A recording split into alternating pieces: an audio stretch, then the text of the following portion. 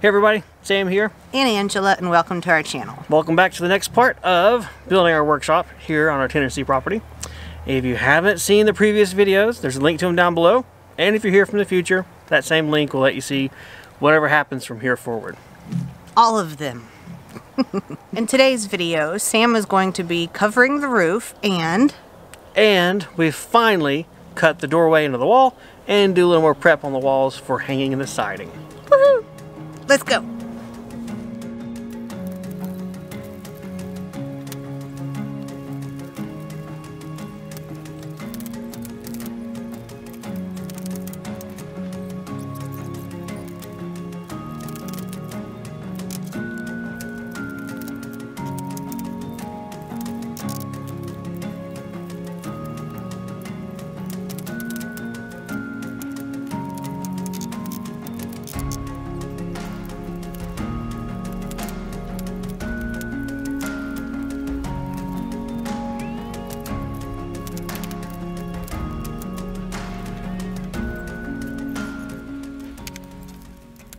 I gotta say, doing the first course with the ladder or while on the ladder is a big difference from what I was doing in the last video, which is trying to start it from up there on top of the roof. Mostly that's because I am not a rooferologist, I'm not a heightmatician, and I do not like getting close to the edge of the roof. So doing it from the ladder was a lot more, I guess, personal labor, but it gave me a much nicer product in the end. And more important than that, I felt safe and comfortable the whole time while I did that. So, that being said, that's it for ladder time. Now I do need to get up on top of the roof. I've got one more course just like this one to run, and then the last one is going to be one that overlays the ridge all the way across, and I'm done. I'm also not going to film that for you guys. I think you've kind of got the idea of what it takes to attach underlayment. You just put it flat and straight and staple it down. That's about it. There's no rocket science to it because it's not rockets. So let's go ahead and skip ahead to the next step, which will be a lot more interesting for you guys. First thing I want to do is work on framing up the doorway. For that, I'm going to go with a rough opening of about 44 inches, I believe. What I'm going to do is build my own door for this workshop. I did consider and I priced getting like a pre-hung exterior door. Those are around $300 for a 36-inch wide. And I'm a little concerned that it's just a little bit too narrow for what I really will need. At the same time, I don't want to build the double style doors you very commonly see on buildings. I don't need a 5-foot wide door. I don't need a 6-foot wide door. I have that in my current workshop, and 99% of the time, that door, only one side is open. The other side has junk stored against it as if it was a solid wall. So I'm going to make this a single door workshop. It's going to be about 44 inches, I think, but we'll get our final dimensions and everything once the wall's framed up. Let's go. If you'll notice, I have my platform shoes on. I'm up here, and this is the top of what's going to be my door. I'm going to make this rough opening 81 inches tall. That's really tall for a shed or workshop door, and the reason I'm doing that is in the event I ever cheap out, or I guess not really cheap out, but decide to put an exterior door in here, you want to rough frame those usually at 81 inches as well. So this is going to allow me to reuse my header and then fill in the sides if I have to. Down the road, if I ever change my mind, this is not going to come back to bite me. So I've got my, what are going to be my king studs marked here and here. These are the original wall studs. Obviously, I've not messed with anything yet. I'm going to leave them there. And so I'm going to measure in, I'm going to add me a jack stud here, a jack stud here to support a header that is going to go in this area. And then I will have to cut these out. I'm not really concerned about the roof sagging or falling or kind of moving at all when I cut these out because I have my double top plate that does span. There are no joints up here on this top one, and I think we're going to be fine given that this is actually a very lightweight roof. It's only got the OSB on top so far, and there's not much stress on it right now. That being said, if I cut it and it sags, I'll show you guys how to jack up your roof, but I hope I don't have to do that. What I'm going to do next is go ahead and find my width here for my beam. So it looks like it's at 46 3/4. I'm going to go ahead and make that out of two 2x6s and some 1/2-inch plywood sandwiched in between to give myself a nice thick beam, the full thickness of my wall, and to appropriately disperse the weight from above across to that beam, down to my jack studs, and down to the floor.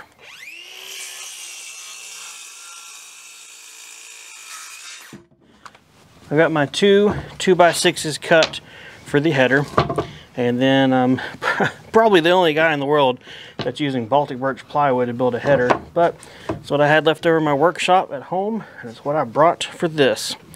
So, in my opinion, because that's all I really can offer you, the 1/2-inch plywood is only spacing it out so your walls are flush inside and outside the building. I don't think these are really critical for load dispersal because everything's resting on the 2x6s that are on their edges. So for me, I'm gonna be fine doing this, building kind of a sandwich that way. And I think that's gonna be plenty strong enough for this build application. But again, not a professional, so maybe it's wrong.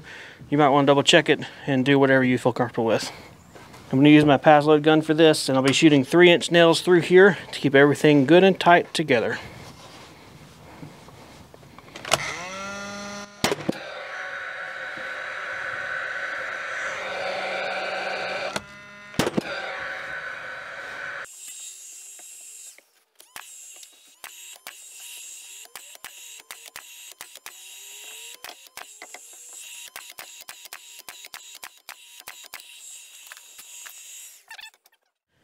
And now I can use my flush cut pull saw and trim the plywood off to make everything nice and pretty on the ends.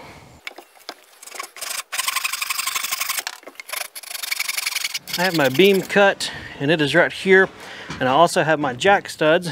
These are cut to 79.5 inches tall, which is 1.5 inches shorter than my overall rough opening from the floor to the top. It's 1.5 inches shorter because it's going to be resting on the bottom plate of my wall. I'm going to go ahead and hold these up right adjacent to my wall studs that are in place, nail them up, then I'll be able to set the beam up here, mark, and cut my top double studs up here as well to fit the beam into place.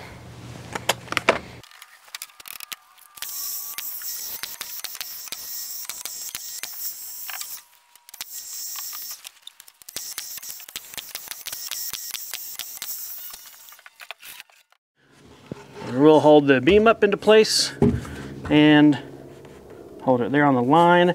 Yes, I could just measure and get the same exact thing, but I like to do this a lot, and this is called relative dimensioning.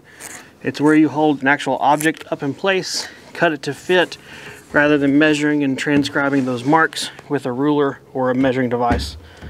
It's a fancy way of saying tape measure.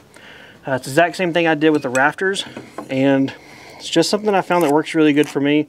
You don't have to think a whole lot. You don't have to do a lot of math, and you still get really good results in the end. I will transcribe the mark all the way around on these wall studs so that I can see it to cut it out with a circular saw, which is what I will be doing next. And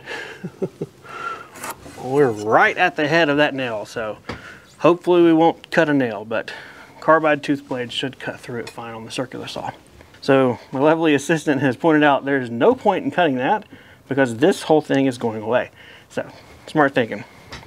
Hey, smarty pants, you hand me the circular saw? I'll put on my safety glasses and let's go. Let her rip, Tater Chip.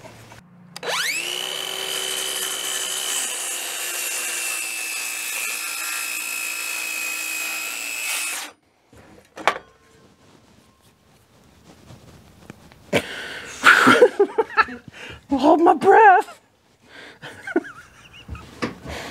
What is he doing? Ew, sawdust.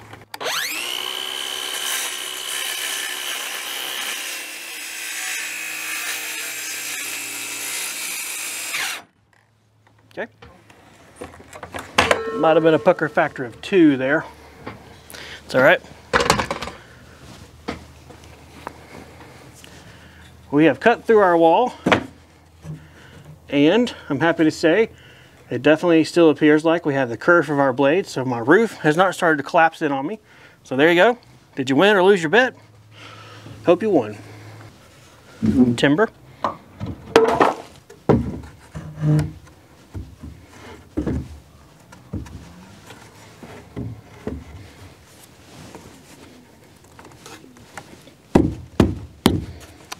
Need a persuasion device.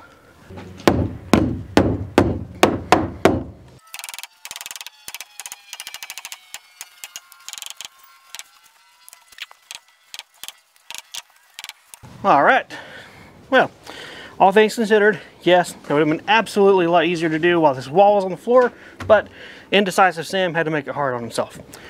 Either way, interesting for you guys, right?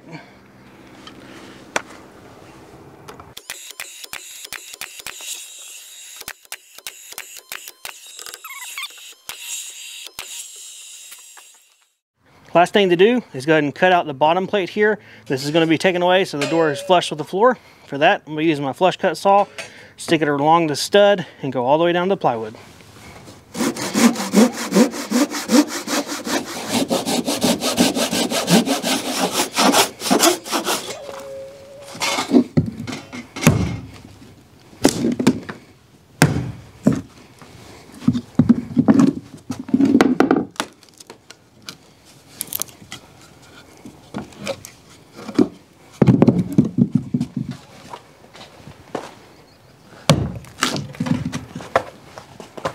Ta-da! A doorway!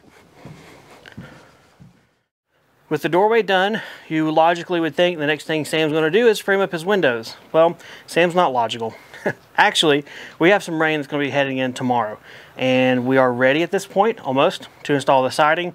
So we're going to change gears, not frame up the front windows, and we're going to take our next step towards putting siding on the workshop. Whenever I did the rafters and I marked and cut my bird's mouth and everything for them, I did not realize that I did it wrong. Well, not wrong, but it's going to cause me an extra step here.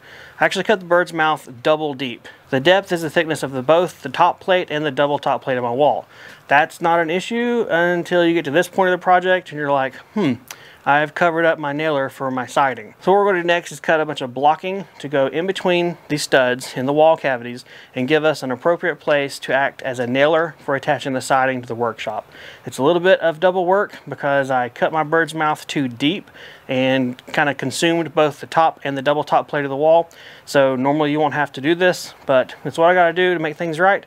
So let's go ahead and do it so we can make things right.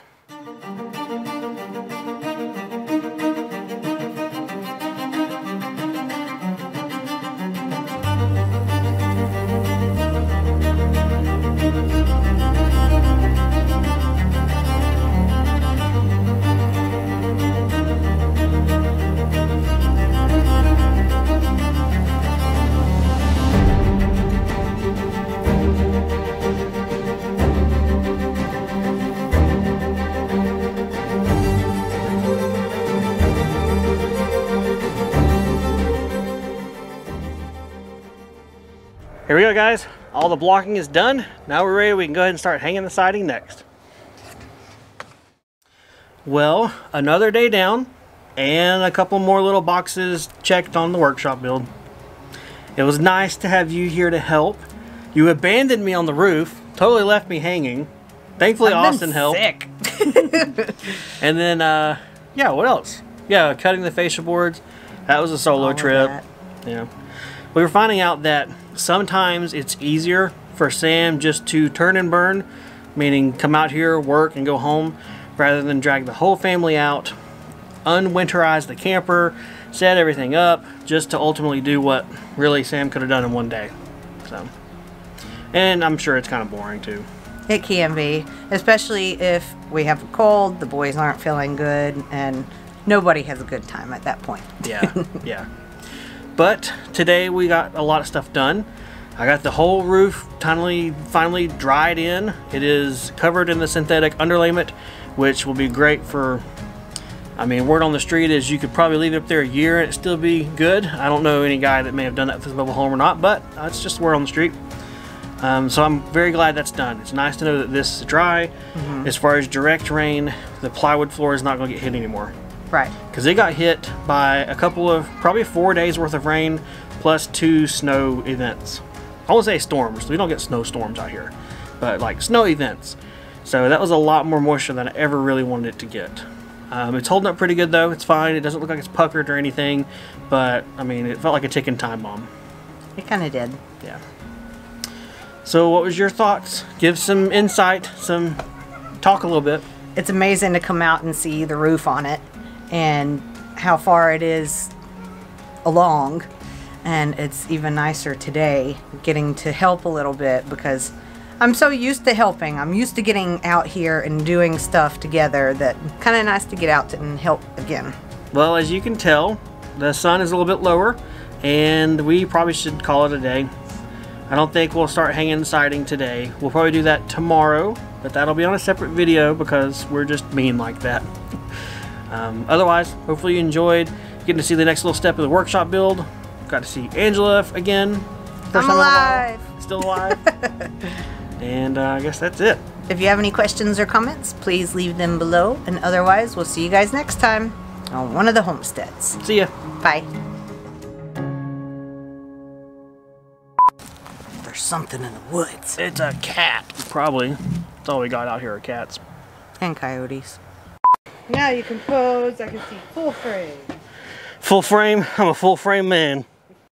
In today's video, Sam's gonna be With my hands on the header. In today's video, Sam's gonna finish covering the roof, and we're also gonna start working on the walls. Let's go. Oh yeah, we also cut a doorway. That's working on the big walls. one. Yeah, that's the big one though. You still have that thing on your nose. What is it? Okay.